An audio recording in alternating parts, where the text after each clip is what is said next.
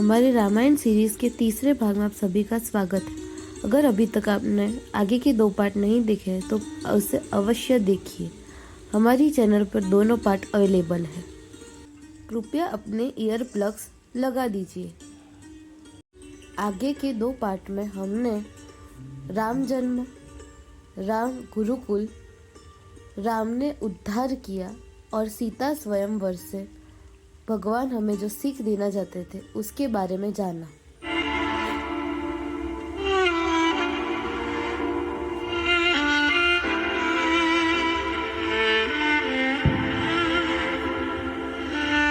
रामायण के इस अध्याय से हमें कई सीख प्राप्त होती है। माता कैकेयी के कहने पर राम भगवान ने 14 वर्ष का वनवास स्वीकार किया। कर्तव्य और मर्यादा को निभाने के लिए उन्होंने वन का संघर्ष स्वीकारा। इससे हमें ये सीख मिलती है कि हमें माता पिता की आज्ञा को ही सर्वोपरि मानना चाहिए। प्रभु राम को वनवास जाता देख उनके भ्राता लक्ष्मण भी उन्हीं के साथ चलने के लिए तैयार हो गए। ये भातृ प्रेम की पराकाष्ठा थी। भाईचारे को दिखाने के लिए लक्ष्मण जी ने ये त्याग किया और इस त्याग में उनकी धर्म पत्नी देवी उर्मिला ने उनका साथ दिया। इतना ही नहीं, वनवास के दौरान लक्ष्मण जी को 14 वर्ष तक जाकर उनके भाभी और भाई की सेवा करनी थी। इसलिए उर्मिला जी ने लक्ष्मण जी की नींद भी ले ली और 14 वर्ष तक वो सोती रही। ये भी एक सच्ची पत्नी की पराकाष्ठा है। देवी उर्मिला का त्याग भी बहुत ही बड़ा था। इनके बाद लक्ष्मण जी अपने भाई और भाभी के साथ वनवास की ओर निकले। उसे देखकर सारे के सारे राज्य के लोग बहुत ज़्यादा दुखी थे, पर राम, लक्ष्मण और सीता का त्याग देखकर वो सब भी अभिभूत थे। माता सीता भी प्रभु राम के साथ वनवास की ओर निकली और अपने पति के दुख और सुख में साथ निभाने का वचन निभाया। माता सीता एक स्त्री होने के बावजूद, वन के संघर्ष पता होने के बावजूद अपने पति राम जी के साथ वन गई और निडरता और साहस का परिचय दिया। वन में जाते ही प्रभु राम को सरयू नदी के पास एक केवट मिला। वो एक नाविक था और उसने प्रभु राम की नदी पार करने में मदद की थी। वो प्रभु राम का अनन्य भक्त था। इधर दूसरी ओर अयोध्या में राजा दशरथ ने अपने पुत्र वियोग के कारण अपने प्राण त्याग दिए। उन्होंने अपने कुल की नीति प्राण जाए पर वचन न जाए की महिमा बढ़ाई। जब राजकुमार भरत वापस आए तब उन्हें इस बारे में पता चला और उन्हें माता कैकेयी पर बहुत ज़्यादा क्रोध आया, लेकिन उन्होंने प्रभु राम को याद करते हुए उन पर क्रोध नहीं किया और सभा बुलवाई। राजा दशरथ के अंतिम संस्कार के बाद उन्होंने सभा में प्रभु राम को वन से वापस लाने का प्रस्ताव रखा, जिसे सभी सभासदों ने स्वीकारा। वो सब प्रभु राम को मिलने वन में गए और प्रभु राम को जब दशरथ जी के मृत्यु के बारे में पता चला तो वो शोक में आ गए, लेकिन अपने आप को मक्कम करके उन्होंने सभासदों को कहा, पिताश्री भले इस दुनिया में न हो, लेकिन उनके कहे गए वचन उसका मोल आज भी है। इसीलिए मैं अयोध्या वापस नहीं लौटूंगा। इससे हमें ये सीख मिलती है कि हमें अपने वचन पर मक्कम रहना चाहिए, चाहे किसी भी परिस्थिति का सामना करना पड़े। भरत कुमार वापस राम भगवान की पादुका लेकर लौटे, इस प्रण के साथ कि वो अयोध्या के राजगद्दी पर नहीं बैठेंगे और 14 वर्ष पश्चात प्रभु राम का राज्य अभिषेक स्वयं करेंगे। इस घटना से भगवान राम और भरत जी ने जग को ये समझाया कि एक सच्चा भाई कैसे दूसरे भाई का हक नहीं छीनता, बल्कि उसके साथ उसके हर समय में खड़ा रहता है और उसकी मदद करता है। इसके पश्चात राजकुमार भरत अयोध्या वापस लौट गए। दूसरी ओर भगवान राम, लक्ष्मण और सीता अपने वन की सफर में आगे बढ़े। वनवास के इस काल के दौरान प्रभु राम कई ऋषि मुनियों से मिले, उनसे संवाद किए और कई ऋषि मुनियों ने उन्हें अस्त्र शस्त्र प्रदान किए। ये सारे अस्त्र शस्त्र उन्हें आगे भविष्य में काम आने वाले थे। प्रभु राम ने कई असुरों को मोक्ष प्रदान किया और कईयों को श्राप मुक्त किया। इस घटना से ये सीख प्राप्त होती है कि हम चाहे किसी भी परिस्थिति में हो, लेकिन भविष्य में हमारे साथ उस परिस्थिति से कुछ न कुछ अच्छा होना लिखा ही होता है।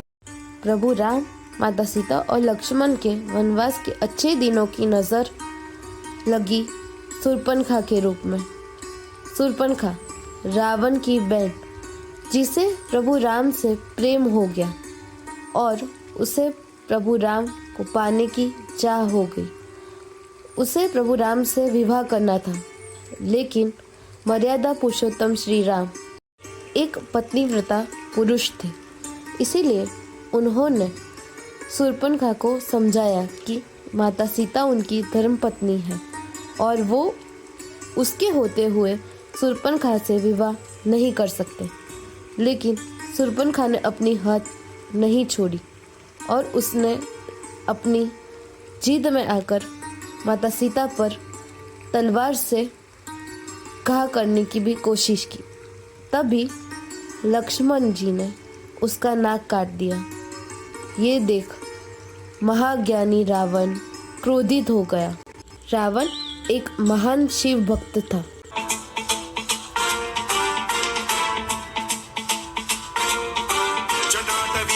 जल प्रवाह पावितस्थले कलेवलंब्य लंबितां भुजंगमूर्धनिनादवड्डमर्वयं चकार चण्डताण्डवं तनोतु नः शिवं शिवं शिवं शिवं जटाकटाह सम्भ्रम भ्रम निलिम्ब निर्झरी विलोल वीचि वल्लरी विराजमान मूर्धनि धगद्धगद्धगज्ज्वलल्ललाट पट्टपावके किशोर चन्द्रशेखरे रति प्रतिक्षणं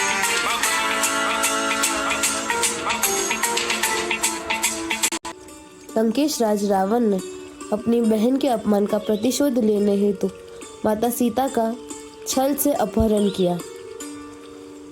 जब माता सीता कुटिया में अकेली थी, तब साधु का वेश धर कर आया और माता सीता को पुष्पक विमान में बिठाकर लंका ले जाने लगा। उसी वक्त जटायु नामक एक पक्षी माता सीता की रक्षा के लिए वहां आया, लेकिन लंकेश के बाहुबल के सामने वह भी टिक न सका और लंकेश राज रावण ने उसका एक पंख काट दिया और उसे मरने के लिए वहीं छोड़ दिया। वो पक्षी वहां तड़प रहा था और प्रभु राम की राह देख रहा था। दूसरी ओर राम और लक्ष्मण वहां पहुंचे। जटायु पक्षी ने उन्हें सारी घटना के बारे में अवगत करवाया और कहा, मैंने अत्यधिक कोशिश की किंतु मैं असफल रहा प्रभु। प्रभु राम के लिए उस पक्षी के भाव देख सब द्रवित हो उठे।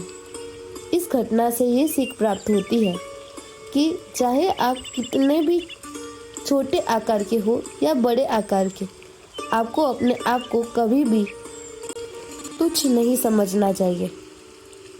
जटायु पक्षी ने वही अपने प्राण त्याग दिए और प्रभु राम और लक्ष्मण आगे वन में माता सीता को ढूंढने के लिए बढ़े। आगे बढ़ते ही प्रभु राम और लक्ष्मण को एक कुटिया से भगवान नारायण की स्तुति सुनाई दी।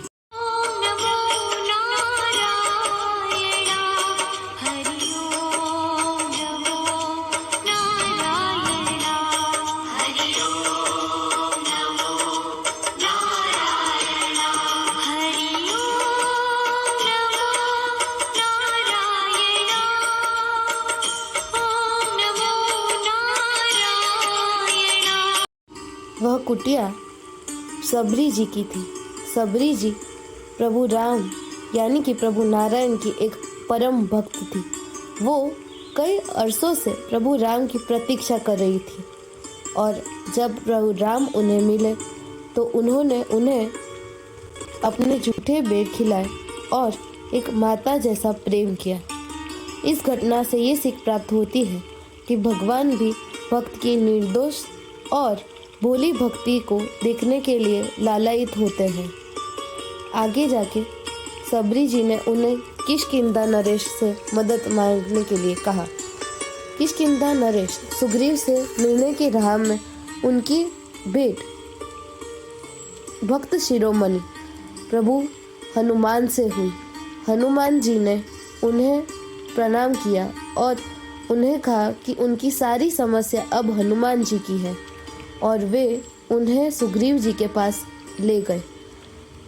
हनुमान जी प्रभु राम के अनन्य भक्त थे और कई अरसों से वो भी उनका इंतज़ार कर रहे थे। इसके पश्चात प्रभु राम और हनुमान सुग्रीव के पास गए।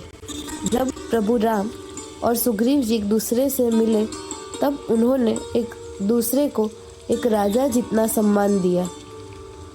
जब प्रभु राम को सुग्रीव जी की समस्या के बारे में पता चला तब उन्होंने उन्हें निश्चिंत होने को कहा और कहा कि आप और वाली द्वंद्व कीजिए, मैं वाली को पीछे से तीर मारकर धराशायी कर दूंगा।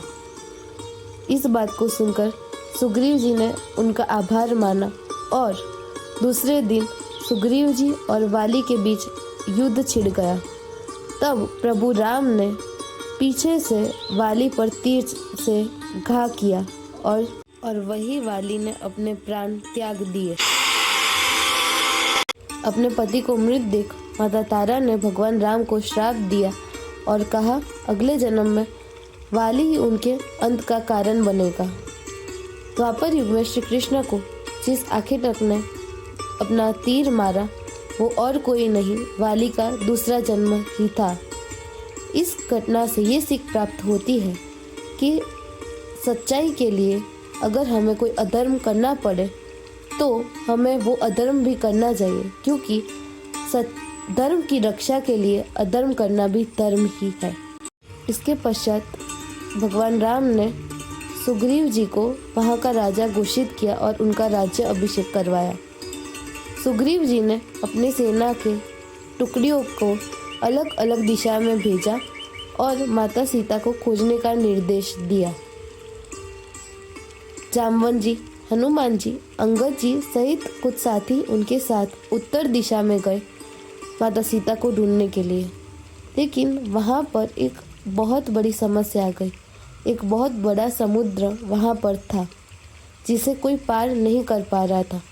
तभी जामवन जी ने भगवान हनुमान को अपनी शक्तियों के बारे में अवगत करवाया और उन्हें अपनी शक्ति और बुद्धि से काम लेने के लिए कहा। अपनी शक्तियों के बारे में स्मरण होते ही पवन की वेग से पवन पुत्र हनुमान जी उस समुद्र को पार कर लंका पहुँचे।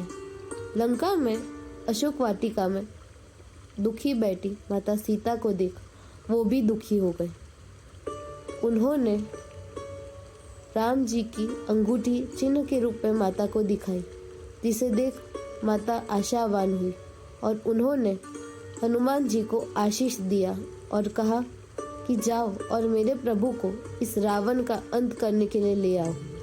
माता का आदेश पाकर हनुमान जी वापस लौट रहे थे।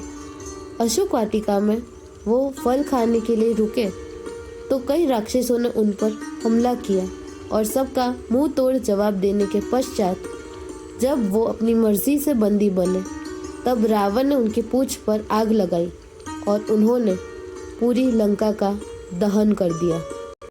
यहीं से रावण के अंत का भी आरंभ हुआ। उसकी अजय लंका को हनुमान जी ने जलाकर राख कर दिया। इसके पश्चात वो प्रभु श्री राम के पास वापस लौटे और उन्हें माता सीता के आभूषण दिए, जिसे देख प्रभु श्री राम थोड़े दुखी हो गए। उसके पश्चात उन्होंने हनुमान जी को एक नया नाम दिया, संकट मोचन महाबली हनुमान। खुश होकर उन्होंने हनुमान जी को अपने गले से लगाया और स्नेह और प्रेम दिया। इस घटना से हमें ये सीख प्राप्त होती है कि एक भक्त और एक भगवान का नाता कुछ इसी प्रकार होता है। भक्त और भगवान को एक दूसरे की इतनी ही ज़रूरत होती है जितनी दिए और बाती को एक दूसरे की। अब हम आगे बढ़ते हैं। आगे एक और समस्या खड़ी हुई और वो समस्या थी समुद्र। कैसे इस विशाल समुद्र को पार करा जाए। तभी समुद्र देव के आदेश पर उस समुद्र पर एक सेतु बनाने की प्रक्रिया आरंभ हुई, जिसमें एक छोटे से छोटे कीड़े ने भी अपना योगदान दिया। और इस घटना से ये सीख दी कि चाहे आपका आकार कैसा भी हो, आप तुच्छ नहीं हो। इस संसार को आपकी उतनी ही आवश्यकता है जितनी किसी विशाल व्यक्ति की। जब वानर सेना लंका पहुंची तो लंकेश बहुत क्रोधित हो उठे और उन्होंने घोषणा की कि उस वानर सेना को और प्रभु राम को मृत्यु दंड दिया जाए। प्रभु राम ने अंगद को अपने दूत के रूप में उनके यहाँ भेजा, लेकिन उसे भी लंकेश ने अपमानित कर लौटा दिया। इसके पश्चात कोई रास्ता न दिखने पर प्रभु श्री राम ने युद्ध आरंभ करने का शंखनाद किया।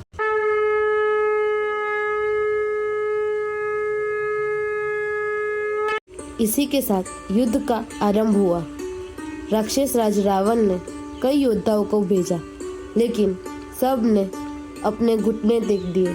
कईयों को महाबली हनुमान ने अपने हाथों से कुचल दिया।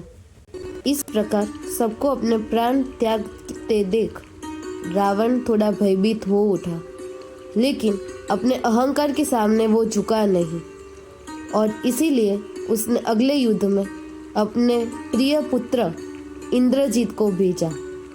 इंद्रजीत, जिसने इंद्र को भी जीत लिया, इसीलिए ब्रह्मा जी ने उनका नाम इंद्रजीत रखा था।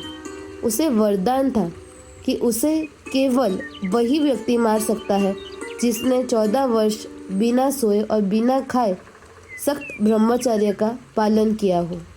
ऐसे व्यक्ति सिर्फ और सिर्फ लक्ष्मण जी थे। इसीलिए लक्ष्मण जी और इंद्रजीत के बीच अब युद्ध होना आरंभ हो गया। इंद्रजीत ने लक्ष्मण जी पर एक बाण साधा, जिससे लक्ष्मण जी मूर्छित हो गए और तभी रावण के भाई विभीषण ने प्रभु श्री राम की मदद करते हुए उसके भेद के रूप में उसकी औषधि बताई और पवन पुत्र हनुमान संजीवनी बूटी लेने के लिए पवन की गति से आकाश में उड़ गए। इस घटना से ये सीख प्राप्त होती है कि हमें अपने निजी राज किसी को भी नहीं बताने चाहिए। जैसे विभीषण को रावण के निजी राज के बारे में पता था और उन्होंने इसका भेद खोल दिया।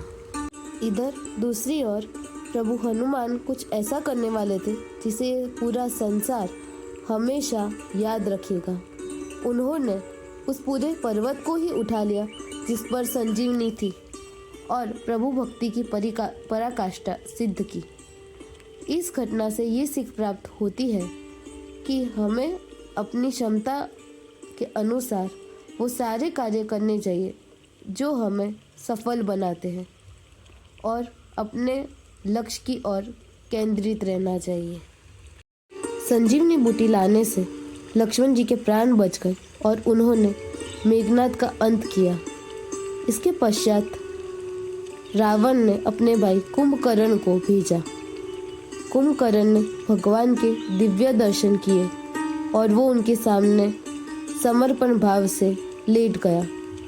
प्रभु राम ने उसका अंत किया और संसार को ये सीख दी कि आपकी काया कितनी भी बड़ी हो, आपके अंदर यदि भक्ति और शक्ति हो तो आप प्रभु राम के दिव्य दर्शन भी कर सकते हैं।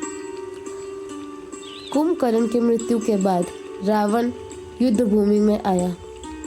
रावण ने भी भगवान के दिव्य दर्शन किए, लेकिन उसके अहंकार ने उसे झुकने नहीं दिया और अपना अंत करवाया। इस घटना से ये सीख प्राप्त हुई कि आप चाहे कितने भी शक्तिशाली और बाहुबली हो, लेकिन अगर आप में विवेक की कमी हो, आप अहंकारी हो, तो आपका अंत एक न एक दिन होगा ही। दूसरी ओर माता सीता ने स्त्रियों के लिए एक उत्तम उदाहरण स्थापित किया। लंका में अशोक वाटिका में उन्होंने धैर्य, साहस, प्रेम और सहनशीलता से इस पूरी घटना को संभाला और स्त्रियों को सशक्त होने का पाठ पढ़ाया। इसके पश्चात उन्हें अग्नि परीक्षा से भी गुजरना पड़ा। माता सीता ने पूरे दृढ़ निश्चय से अग्नि में प्रवेश किया और अपने चरित्र बल पर अग्नि से सुरक्षित बाहर भी आए। इस प्रसंग से हमें ये सीख प्राप्त होती है कि जो स्त्री धन, वैभव, शक्ति की वजह से अपना पतिव्रत धर्म भूल जाए, उससे बड़ा कोई अधर्म हो ही नहीं सकता। इन अध्यायों में छिपी सीख के बारे में जानकर आप सभी के मन में एक प्रश्न अवश्य आया होगा कि ये सारी सीख का हमारे अभी के जीवन में क्या महत्वता है। इस जीवन में जहाँ लोग मोह, माया, मद में चूर हो गए हैं, वहाँ ये सीख कैसे हमारी सहायता कर सकती है। तो आइए इसी प्रश्न का उत्तर जानने की कोशिश करते हैं। हाँ, हम भगवान नहीं हैं, हम साधारण मनुष्य हैं। हम इन सारी सीखों को अपने जीवन में उतार नहीं सकते, लेकिन कुछ छोटी चीज़ें अपने जीवन में परिवर्तित अवश्य कर सकते हैं। जैसे कि अपने माता पिता का कहना मानना, उनके आदेश अनुसार करना, लेकिन सोच समझ कर। आज के जीवन में माँ बाप हर जगह सही नहीं हो सकते, इसीलिए माँ बाप का तजुर्बा और संतान का ज्ञान अगर जुड़ जाए तो एक सफल परिवार बन सकता है। हाँ, हम सिस्टम को बदल नहीं सकते, लेकिन छोटी छोटी कोशिश अवश्य कर सकते हैं। जो भी लोग हमें अशिक्षित दिखे, उसे शिक्षा देने की प्रेरणा अवश्य दे सकते हैं। हाँ, हम वनवास जैसा कठिन प्रण नहीं ले सकते, लेकिन अपने जीवन में वैराग्य अवश्य ला सकते हैं। स्पिरिचुअल पावर, इसकी भी हमारे जीवन में हमें काफ़ी आवश्यकता है।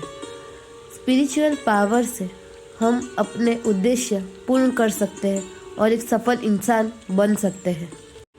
अपने सोच को सकारात्मक बना सकते हैं और सोच को दूषित न होने देकर अपने आप पर काबू रख सकते हैं।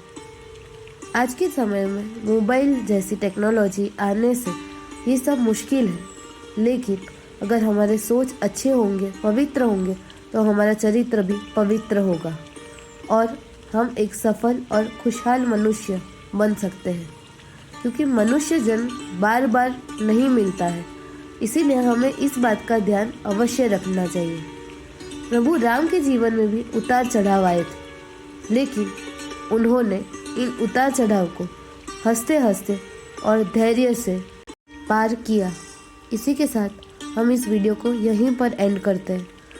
हमारी चैनल को लाइक, शेयर और सब्सक्राइब अवश्य कीजिएगा। मिलते हैं इसके अगले भाग में।